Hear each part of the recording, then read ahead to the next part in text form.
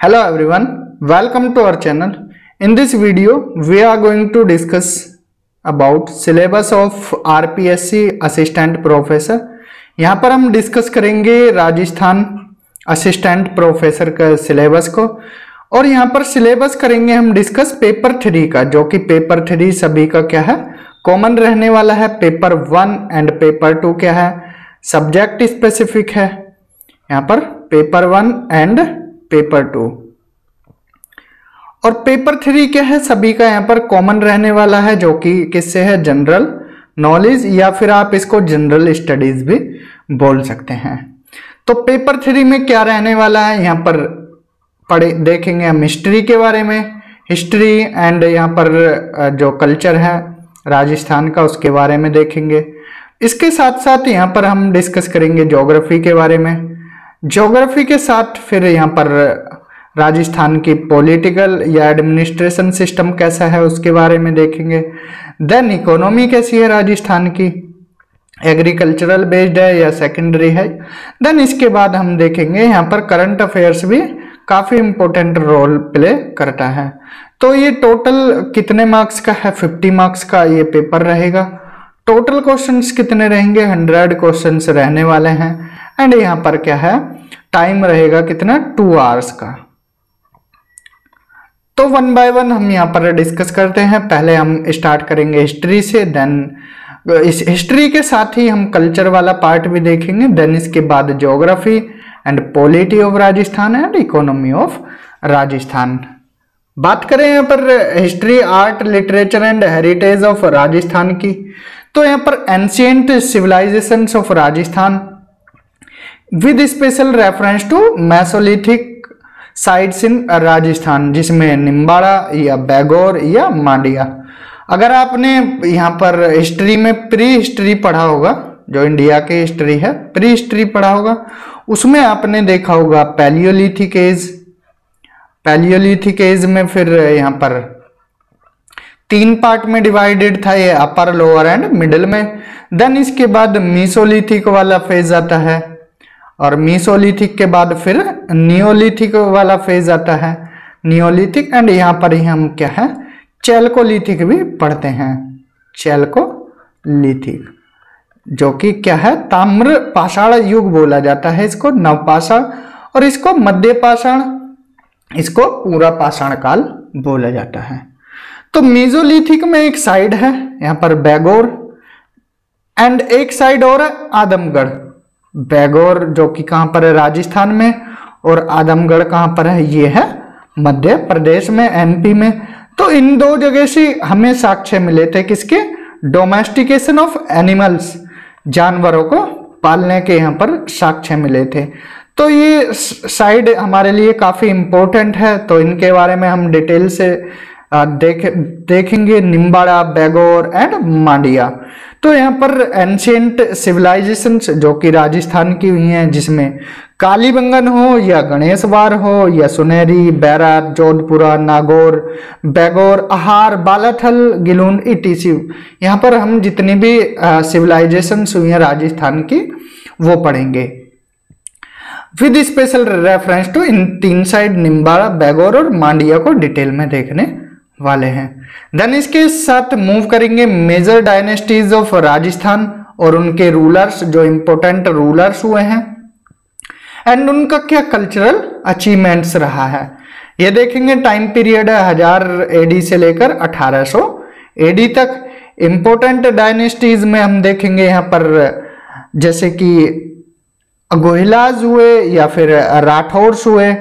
राठौर भी अलग अलग जगह के हैं, मारवाड़ के राठौर हुए या फिर आप बीकानेर के राठौर पढ़ेंगे अलग से।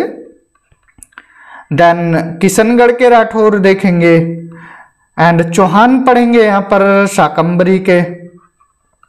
देन रणथंबोर के चौहान पढ़ेंगे, जैलोर के बारे में पढ़ेंगे, सिरोही के चौहान पढ़ेंगे। उसके बाद कुछ और डायनेस्टीज हैं, जैसे भरतपुर में आपको जाट्स की डायनेस्टी देखने को मिलेगी। गुज्जर प्रतिहारा डायनेस्टीज के बारे में पढ़ेंगे और इनके इंपॉर्टेंट रूलर्स राणा सांगा या फिर राणा कुंभा, पृथ्वीराज चौहान या फिर आपके महाराणा प्रताप, सभी के बारे में यहाँ पर डिटेल से पढ़ेंगे। देन इसके बाद political resistance of Rajput rulers against Muslim power. तो यहाँ पर कि राजपूत रूलर्स ने मुस्लिम पावर को कैसे रोका, तो इसमें रतन सिंह के बारे में देखेंगे, हमीर के बारे में देखेंगे, कान्हादेव, मालदेव, चंद्रसेन एंड महाराणा प्रताप आदि के बारे में हम डिटेल से पढ़ेंगे।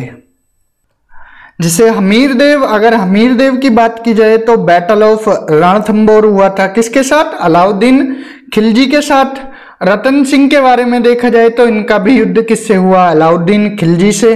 बैटल ऑफ चित्तौड़गढ़ जो कि कब हुआ था, 303 AD में। फिर हम आगे बढ़ेंगे कान्हादेव की तरफ, और इनका युद्ध हुआ था किसके साथ, बैटल ऑफ जालौर जो कि अलाउद्दीन खिलजी के साथ हुआ था।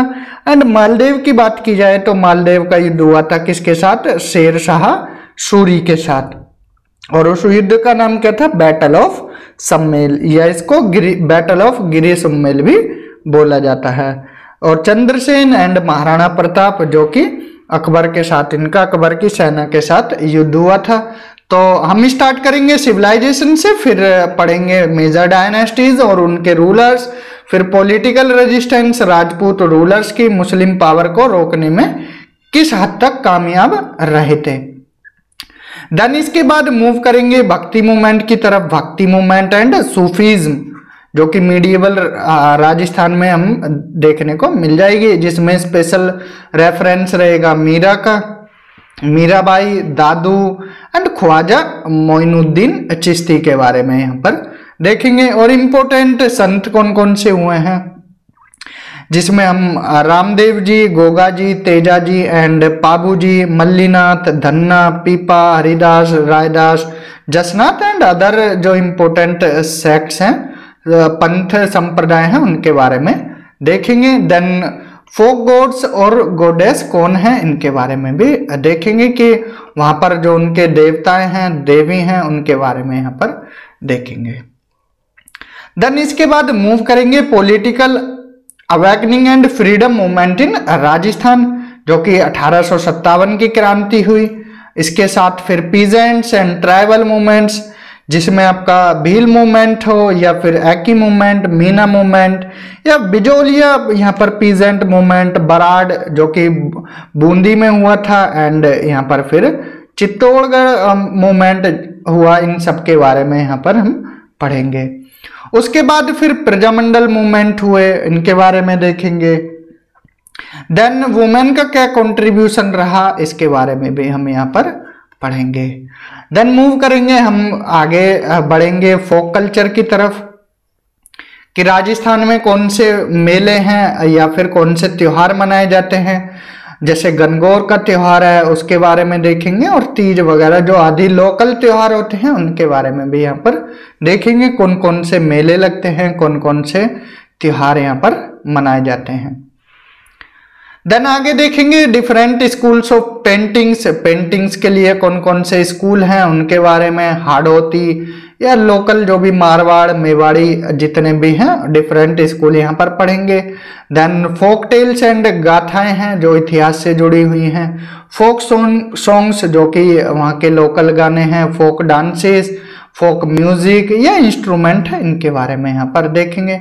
और राजस्थान की ड्रेस, ऑर्नामेंट्स मीन्स आभूषण कैसे हैं और वेशभूषा कैसी है, हैंडीक्राफ्ट्स, इन सब के बारे में यहाँ पर हम कल्चर वाले पार्ट में पढ़ेंगे। राजस्थान में कौन सी लैंग्वेज बोली जाती है, हिंदी के साथ इंग्लिश भी बोली जाती है, और लोकल लैंग्वेजेस जैसे राजस्थानी हैं, किस एरिया में बोली कौन सी भाषा का प्रभाव ज्यादा है वो देखेंगे।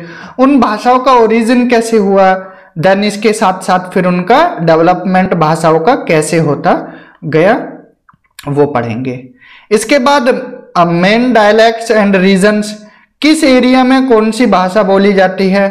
अगर आप देखोगे भरतपुर या फिर धौलपुर वाला एरिया, इसमें आपको ये क्या है, यूपी से टच करता हुआ रीजन है, तो यहाँ पर आपको क्या है टच मिलेगा, जो यूपी वाली लैंग्वेज है उसका टच मिलेगा।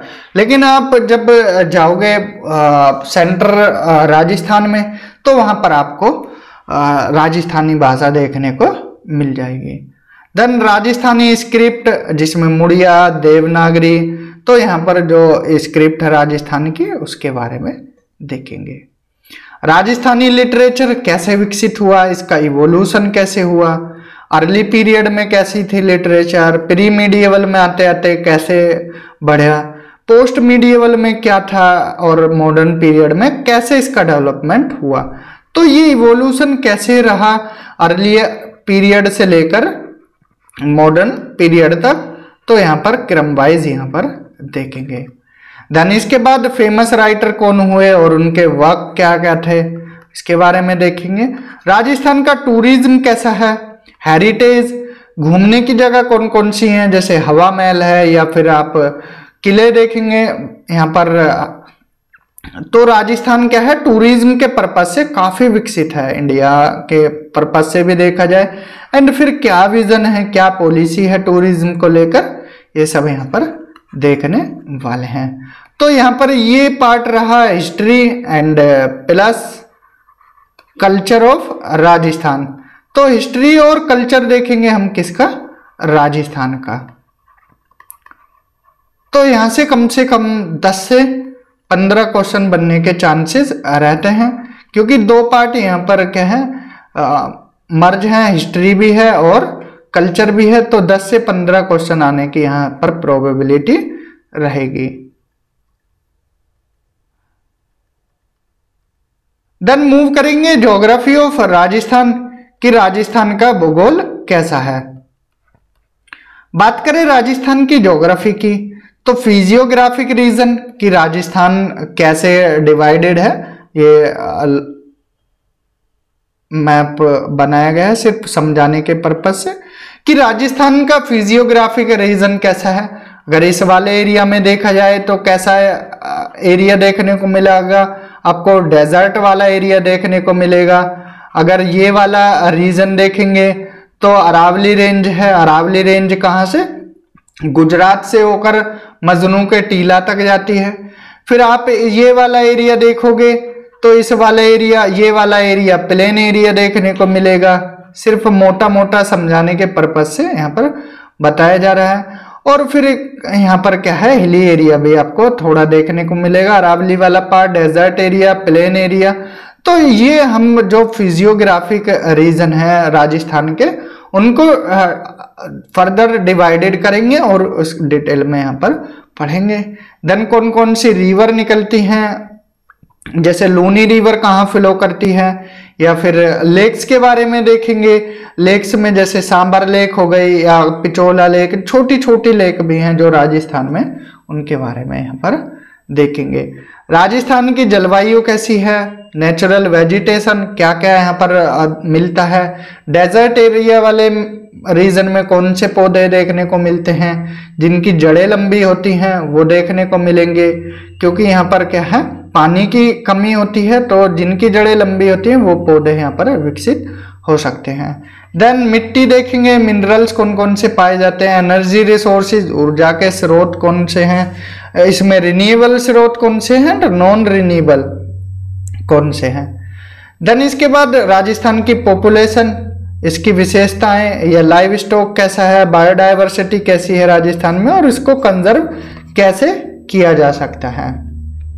आगे बढ़ेंगे, इंपोर्टेंट क्रॉप्स देखेंगे, राजस्थान में कौन कौन सी क्रॉप्स होती हैं, बाजरा है या फिर यहाँ पर दालें होती हैं, या अनेकों अनाज जो भी होते हैं, मोटे अनाज होते हैं, उनके बारे में पढ़ेंगे।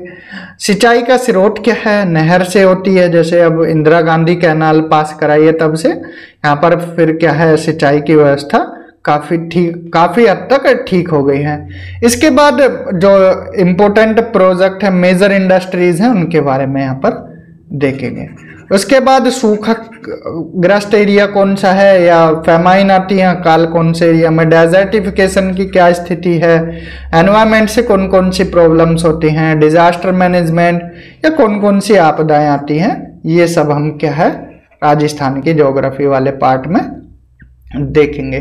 तो यहाँ भी अगर आप देखोगे तो 8 से 12 के आसपास क्वेश्चन लगने के चांसेस यहाँ ज्योग्राफी से रहते हैं। इसके बाद मूव करेंगे हम political and administrative system of Rajasthan. तो यहाँ पर हम गवर्नेंस पढ़ेंगे कि पहले देखेंगे कि राजस्थान का नामांकन कैसे हुआ, थोड़ा इसका बैकग्राउंड देखेंगे कि राजस्थान दिवस कब मनाया जाता है या राजस्थान स्थापना दिवस कब मनाया जाता है। 30 मार्च को कौन सा दिवस मनाया जाता है, राजस्थान दिवस। 1 नवंबर को कौन सा दिवस मनाया जाता है, राजस्थान स्थापना दिवस। तो इसका बैकग्राउंड क्या रहा, तो ये सब हमको डिटेल में पढ़ना है। कितने चरण में, 7 चरण में राजस्थान का क्या है यूनिफिकेशन हुआ, तो वो 7 चरण यहाँ पर देखने हैं। देन इसके बाद फिर एडमिनिस्ट्रेटिव सिस्टम पढ़ना है, गवर्नर, चीफ मिनिस्टर या काउंसिल ऑफ मिनिस्टर्स कैसे बढ़े। पहले क्या है, राजस्थान में स्टार्टिंग में पीएम बने, देन इसके बाद सीएम पद्धति कैसे आई, इन सब के बारे में देखना है।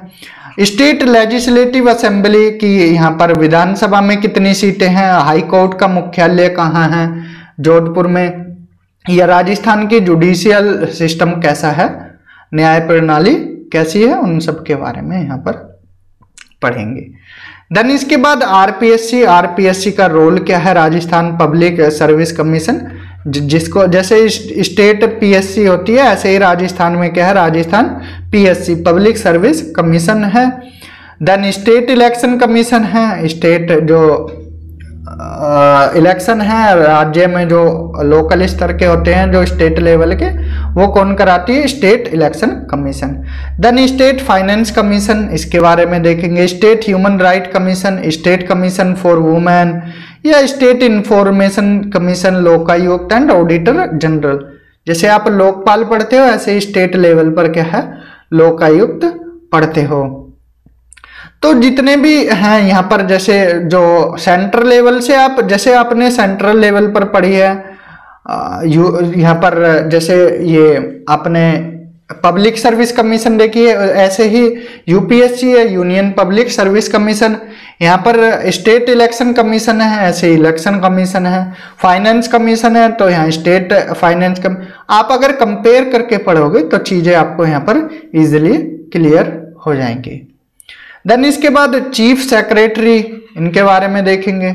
गवर्नमेंट सेक्रेटेरिएट कैसा है, सीएमओ ऑफिस के बारे में पढ़ेंगे यहाँ पर, chief minister office, divisional commissioner and district administration कैसा है, पंचायती राज, जैसा कि अगर पंचायती राज के बारे में देखा जाए तो नागौर जिला से स्टार्ट हुआ था, तो नागौर जिला की विशेष यहाँ पर इसको भी देखने वाले हैं। And urban local self government, इन सब के बारे में कहाँ पढ़ेंगे, political and administrative system of Rajasthan में। देन यहाँ पर कौन कौन सी पॉलिसीज चलाई गई हैं राजस्थान के डेवलपमेंट के लिए। एंड इसके बाद आरटीआई, राइट टू इंफॉर्मेशन या guaranteed delivery of public service, citizen charter, social audit, जन सूचना पोर्टल, राजस्थान संपर्क पोर्टल।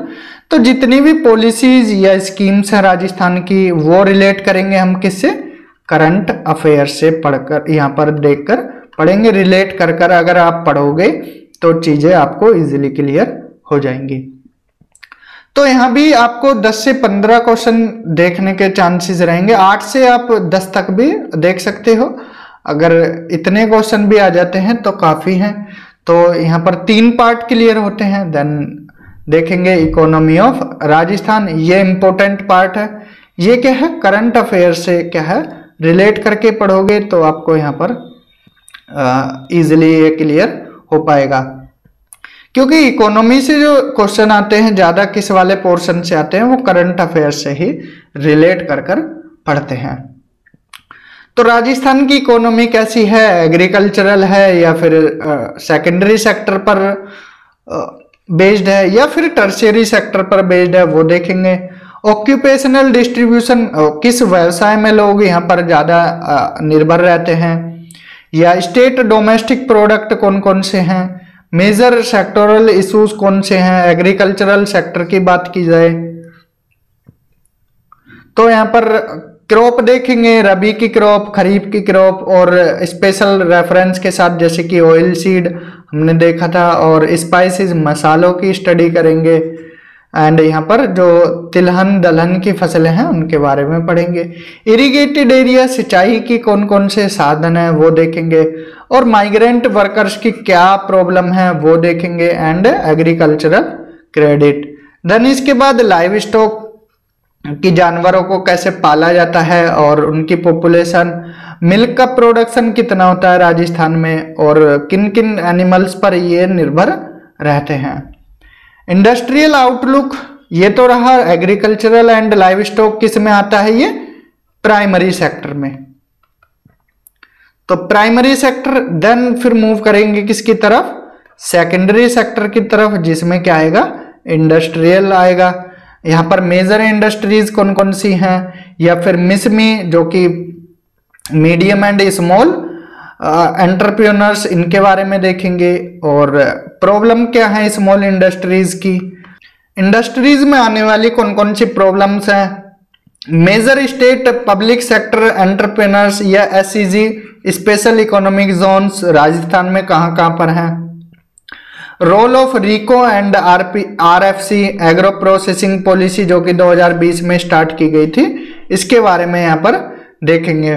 देन मूव करेंगे टर्शियरी सेक्टर, जिसको कि सर्विस सेक्टर भी बोला जाता है।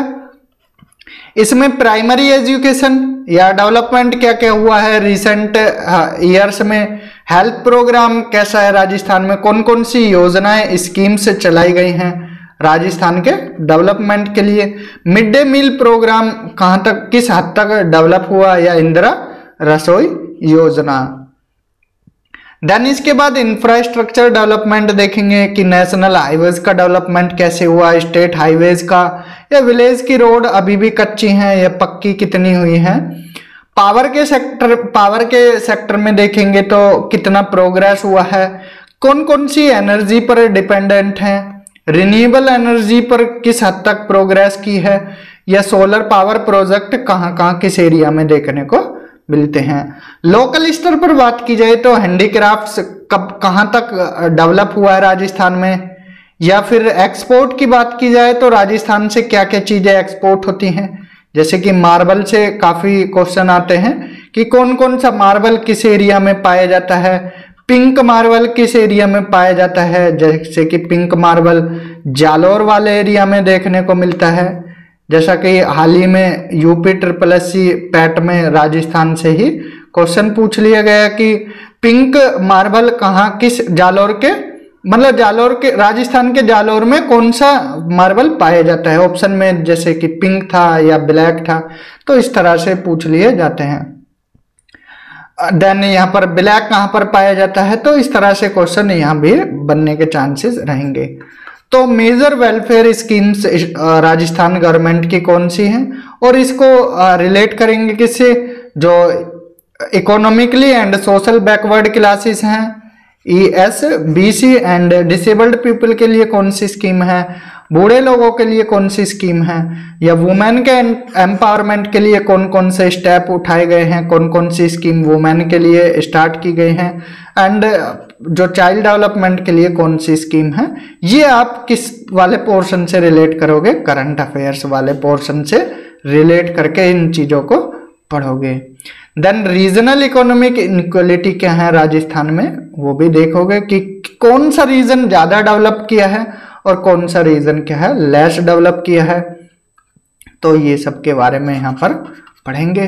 तो बेसिकली 4 पोर्शन है, एंड कंटेम्पररी इवेंट्स जो जैसा कि हमने बताया करंट अफेयर्स वाला पार्ट, इसमें major contemporary events and issues of Rajasthan, person and places news में कौन से रहे, स्पोर्ट्स एंड गेम्स, तो ये देखेंगे जैसे कि स्पोर्ट्स में राजस्थान के कौन कौन से इंपॉर्टेंट प्लेयर रहे हैं, जैसा कि पैरा ओलंपिक में अवनी लखेरा हैं, तो इनके बारे में पढ़ेंगे।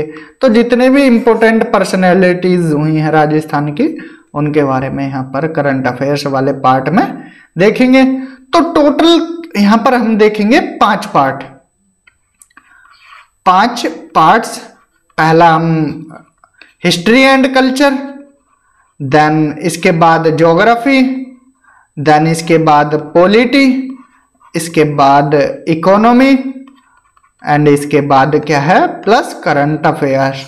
अगर यहाँ से 8-8, 10-10 क्वेश्चन भी पूछ लिए जाएं, 8-8, 10-10 का रेशियो भी लगाया जाए, तो यहाँ पर 35 से 40, 35 के आसपास अगर इनसे 30 से 35 क्वेश्चन पूछे जाएं, तो यहाँ पर 15 से 20 क्वेश्चन यहाँ पर किससे पूछे जाएंगे, करंट अफेयर से। जैसा कि हमने बताया ऑब्जेक्टिव टाइप पेपर है, मैक्सिमम मार्क्स 50 है, टोटल क्वेश्चन 100 है, 2 घंटे का पेपर होगा, प्रत्येक क्वेश्चन इक्वल मार्क्स का होगा और दोनों भाषाओं में होगा, हिंदी इंग्लिश, नेगेटिव मार्किंग भी यहाँ पर रहेगी। ये पैटर्न है किसका, जीएस वाले पेपर का। और इसकी डेट आ गई है, कब होगा ये, 7 जनवरी 2024 को। तो आपके पास 2 महीने हैं, अच्छे से तैयारी कीजिए और इनको सब पार्ट, जैसे कि 2 महीने हैं आपके पास, कितने हैं, 60 दिन हैं।